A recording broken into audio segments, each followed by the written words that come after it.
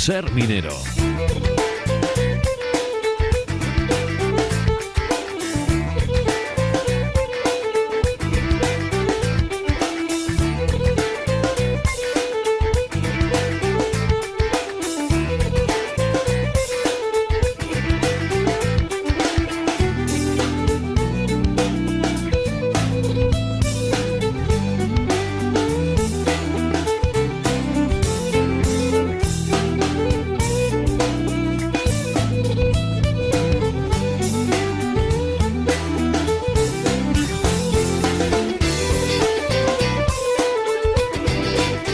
Ponemos rumbo a Sabero. Roberto Fernández es el director de su Museo de la Minería. Roberto, ¿qué tal? Muy buenas. Muy bien, buenos días. Está aquí nuestro invitado, pero situemos a nuestros oyentes. Vamos a hablar de una iniciativa editorial, ¿no?, que habéis tenido en el propio museo. Sí, vamos a hablar de un libro que, como dices tú, está editado por el museo, que forma parte de una colección que muchos de los oyentes de Ser Minero ya conocen, que es la colección Cuadernos de la Ferrería.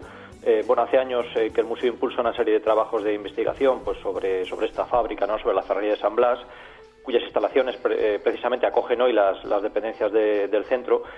También saben estos oyentes que fue la primera industria siderúrgica moderna del país, de a mediados del siglo XIX, y estas investigaciones que llevamos años impulsando, bueno, pues han ido originando volúmenes de esta colección para que la gente pueda tener acceso a ellas, ¿no?, a estas investigaciones. Hemos ido presentando en el programa, recuerdo, los otros 3 volúmenes, que eran, bueno, pues estaban relacionados con los impulsores del proyecto, ¿sí?, con el propio proceso productivo de la fábrica y con las materias primas que se usaban en esta industria. Y hoy vamos a presentar el 4º volumen, que lleva un título muy curioso: Vida, Trabajo y Muerte en la Ferrería de San Blas.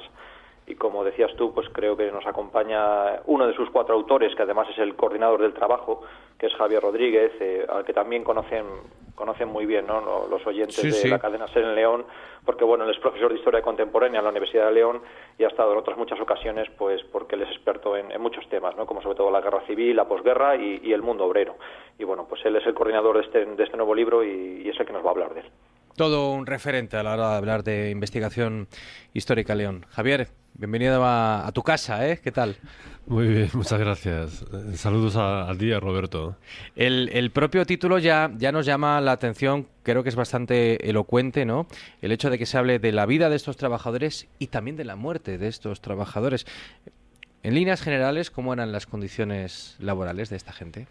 Bien, las condiciones laborales en aquel momento pues eran unas condiciones laborales complicadas, se podría calificar de duras. Lo hemos titulado Vida, Trabajo y Muerte en esos años que transcurren a mediados del siglo XIX, precisamente cuando pues se crea la Sociedad Palentina de Minas en el año 1841 y cuando se paraliza la actividad en el año 1862, que nunca se va a paralizar del todo, pero es cuando se paralizan los altos hornos.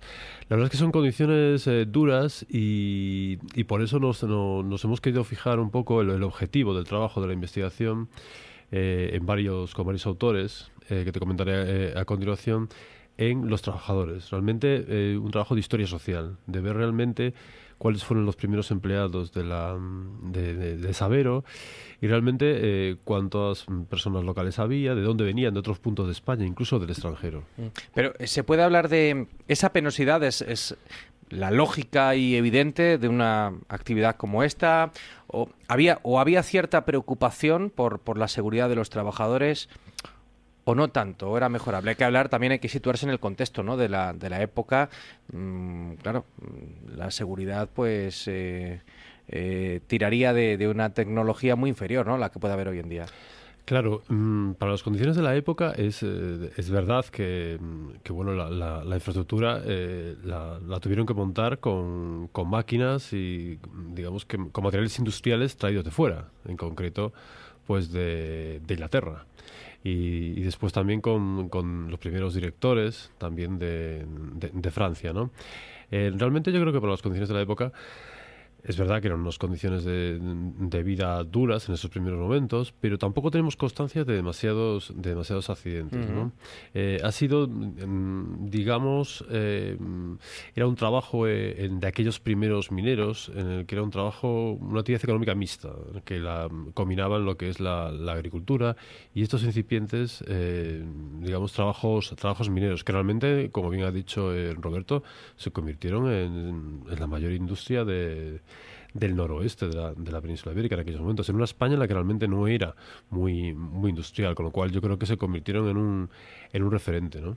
¿Quién lo iba a decir, El León a la cabeza de la industria de este país. En fin, lo que ha llovido desde entonces, lamentablemente también. Roberto. Javier, háblanos un poco también del resto de autores del libro.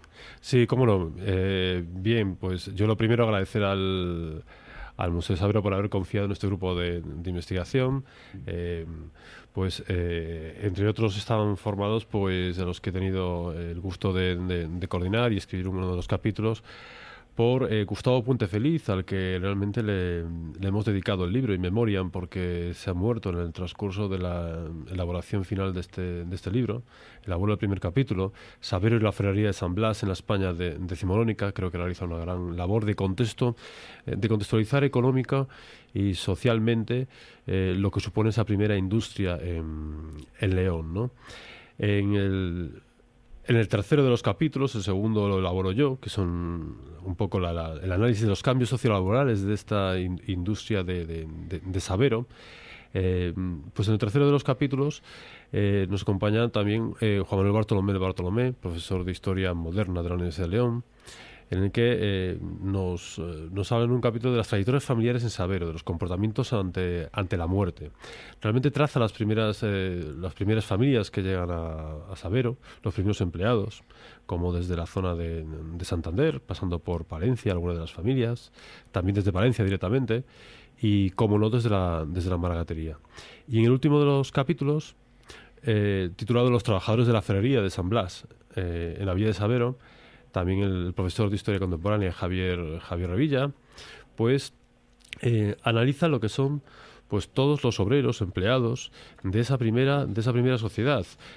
Tanto Juan Manuel Bartolomé como Javier Revilla Casado, creo que han hecho una gran labor de análisis, de consulta, de investigación de lo que son los libros parroquiales y los protocolos notariales. Es así como ellos han podido, pues trazar los diferentes cargos, oficios, las diferentes profesiones y realmente cuál era el origen de estos trabajadores. La verdad es que ha sido un trabajo de investigación en el que al principio la verdad es que había dificultades con las fuentes.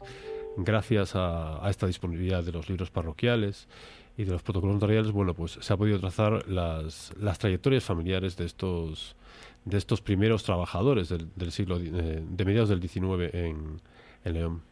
Que ha sido, Javier, bueno, que me perdonen la expresión, pero un trabajo de chinos, porque han logrado desenmarañar de los libros parroquiales sacar decenas de trabajadores de la ferrería, hasta ahora totalmente desconocidos. Sí, la verdad es que sí, gracias a la disponibilidad del sacerdote de Sabero y después de esos documentos que se trasladaron al archivo diocesano, pues es verdad, porque hubo que cruzar muchos datos, de libros de bautismos, de libros de enterramientos, de confirmados, y un poco para trazar todo un panorama de lo que era la sociedad en Sabero en esos momentos. Y también yo creo que es una labor interesante a la hora de ver este poblamiento de Sabero a mediados del XIX. Realmente, ¿de dónde viene? Yo creo que es una cuestión desconocida, como tú has comentado ahora mismo, esa labor de chinos de desentrañar del archivo, para ver realmente de qué otras partes de España venían y también del extranjero. Yo me he quedado incluso sorprendido, ¿no? Porque había trabajado sobre el movimiento obrero en el siglo XIX, pero este es un momento anterior, es un momento en el que hay un paso de la actividad cuasi gremial a todavía no hay un proletariado todavía, ¿no? Entonces, sí, ha sido una labor muy interesante y muy gratificante a la vez.